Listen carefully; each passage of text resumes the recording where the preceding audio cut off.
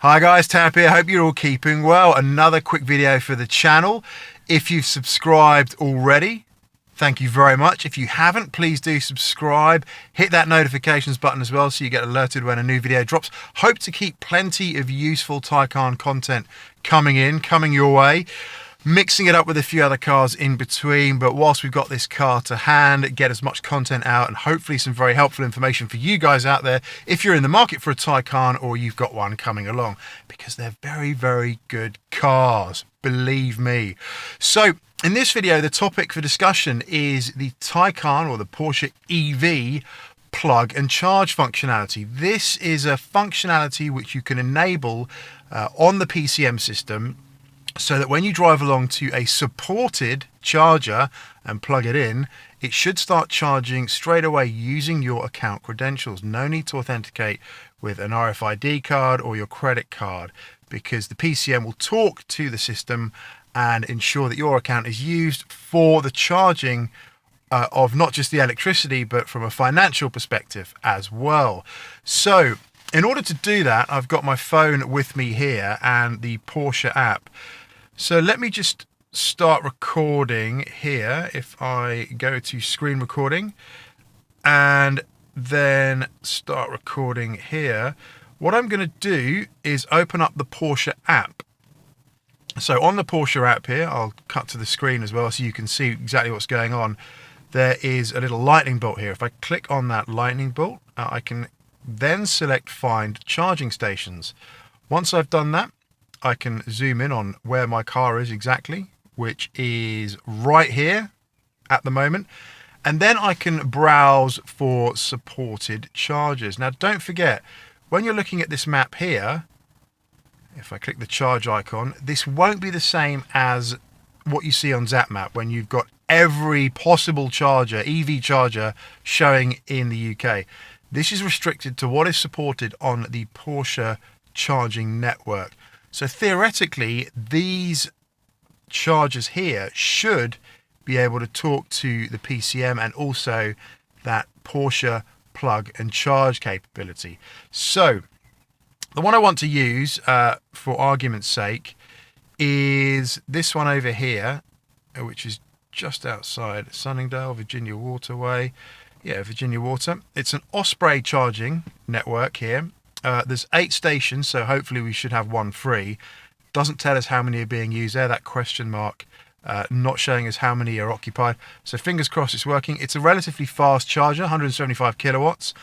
You shouldn't really be charging above 200 kilowatts unless you have to. That's kind of what people are saying, just to prolong the life of your battery as best as possible. Obviously, if you're on a long trip and you can't be bothered to wait around, fine, you know, once in a while, just go above 200 kilowatts, 270 kilowatts if needs must, and the charger supports it. But 175 kilowatts, plenty fast enough to get some good juice into the tank here. I'm currently showing 40% battery. What I can do here is click on that, this charging point here, send destination to vehicle. Destination has been sent. If I stop recording now, and then I flip that round and then record what we can see on my phone here. So there's a couple of things that we have to check when we do this. So the first of which is that the quick charging or the plug and charge capability is enabled. So in order to do this, let's just get that video going there. I would go into the home screen here, and then I select, we've got that receive destination there, which is great. So I can start route guidance to that straight away. Fantastic. So that's worked.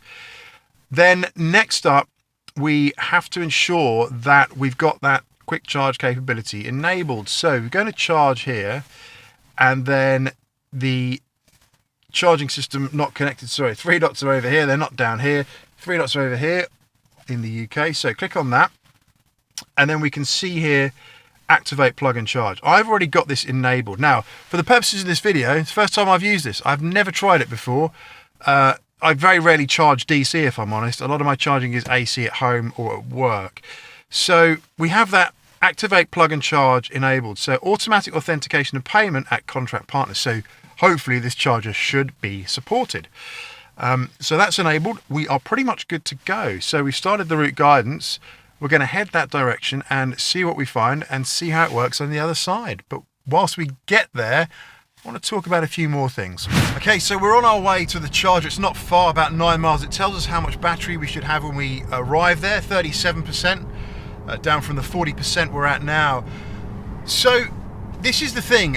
I want to kind of answer the question as well. Is it easy to use an EV and to fill up as and when you need? Now, we've got to look at the pros and cons of both approaches here. So obviously, if you are in a traditional combustion engine car, filling up is never something you really even consider. You just take it for granted, fuel strikes aside, but you take it for granted.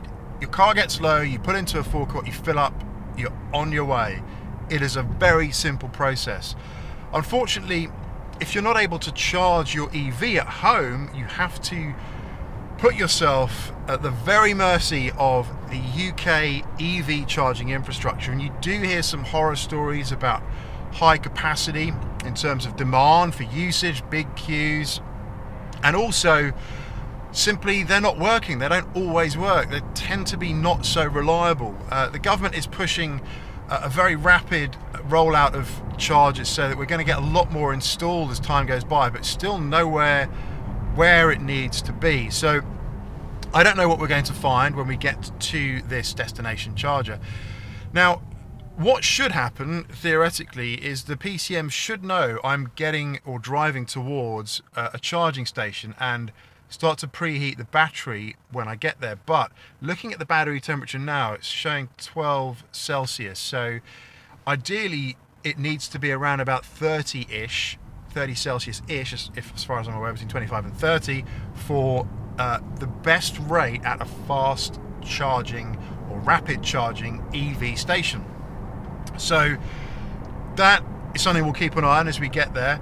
But what will be interesting to see is simply, are there any stations available when I get there? Now there should be 8, so fingers crossed one will be available at least. The next question is, are they all going to work? And then after that, will the plug and charge function work? Should just be able to plug it into DC and it will start to fill up. Hopefully we should get towards 175 kilowatts as well in terms of the charging rate. So fingers crossed all works as planned.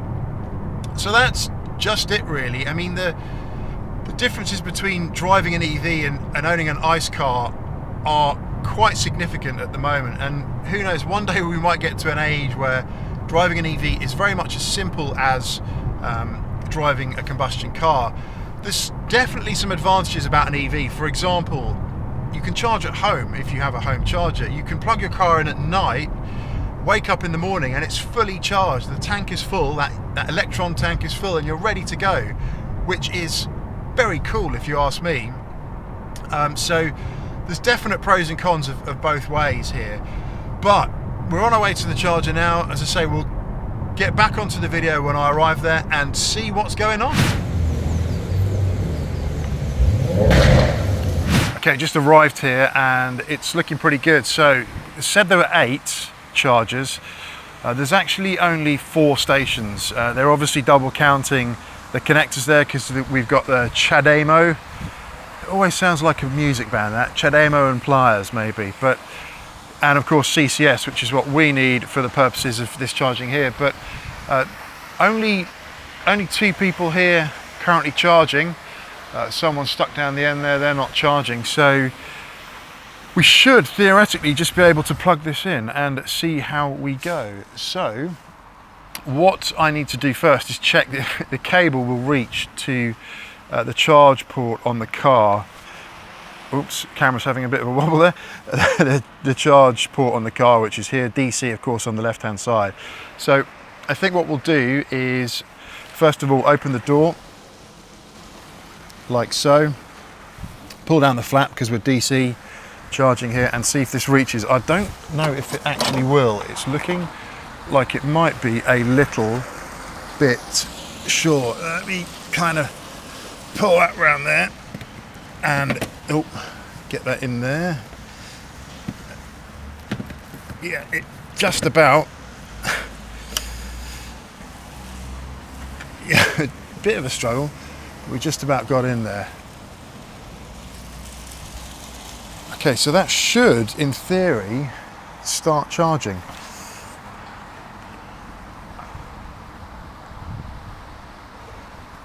And it's saying, please pay. Therefore, the automatic plug and charge functionality doesn't appear to be working. Yeah, saying present card. I have got a card and I will present it, but that's not ideal, is it? Let me see if I have to do anything in here. No, that's just stuck there waiting, so... Okay, it doesn't appear to be working. Okay, so that didn't work, so we're going to have to present the card here. So we'll do that. And it's saying, try another card. So I'm going to have to use the app, I believe. Next up, we tried to use the QR code, and that didn't seem to be working either. Now, I should note at this point, I could use my contactless credit or debit card, and of course, that would work, but that wouldn't be using the Porsche charging service, and that's what this video is all about. Also, that would cost 85p a kilowatt hour, so to fill this car up would be close to £100 just for electricity, which seems absolutely absurd. Finally, I tried remote enabling the charger using the app, and of course that didn't seem to work either because that also threw an error. So all in all, not a very positive experience at this charger. So what to say about that? Nothing worked at all. A complete disaster, to say the least. Upon arrival, looked good. Nice new facility, 3 bays free. Grab one of them, as you saw, but nothing would kick it into life. You should just be able to plug in that cable and off it'll go using that plug and charge capability. CCS, that standard can communicate, which is why you can see your battery level on the screen, on the terminal, on the charger, but nothing would kick it into life. Tried scanning my Porsche charge card for charging at supported chargers. That didn't work. It said, please present another card. Of course, I could have used my contactless credit card and it would have kicked straight into life for the princely sum of 85p a kilowatt hour plus service charge. I'm not going to bother doing that when I can just plug in at home in probably 10 minutes time for 34p a kilowatt hour, albeit a little bit more slowly. So I tried also enabling it remotely via the app, couldn't communicate with the charging center. So yeah, a bit of a disaster. What I think has happened here is this facility at the Shell garage we've just been to looks brand new, and it looks like it is no longer an Osprey network, which is what the Porsche charging network needs. It looks like it's Tritium, if I've pronounced that correctly. So it looks like it's been bought by a new provider and perhaps isn't set up or will ever be set up with the Porsche charging service. So do let me know in the comments if you had any experiences. I do know that not all Shell garages are compatible, so that could be one of them, and the app still needs to update. But I guess you could say herein lies the problem, right? It should just be easier. It should be standardized. You don't get these problems when you're going to a petrol forecourt, even, to fill up. You just go and fill up and off you go. And yes, I know I could have used my credit card there, no issues, but again, the prices vary wildly from provider to provider. I think some of them are taking you for a bit of a ride, to be honest, given what they're paying for a kilowatt hour from their producers of the energy, so their suppliers, right? So yeah, not the best experience there, but I wanted to film it, right? I'd never used that before, never tried it, never been to that station before, so this is what you might do in the real world, right? If you're out and about or you're on a trip and you're going somewhere to charge, it ain't easy. It ain't as straightforward as you think it might be. So probably one to give a bit of thought. Now, you can use the PCM to take you to destinations that have chargers, and hopefully it should work, but as you saw there by the looks of things, that destination wasn't compatible with any of the PCM charging or Porsche charging services.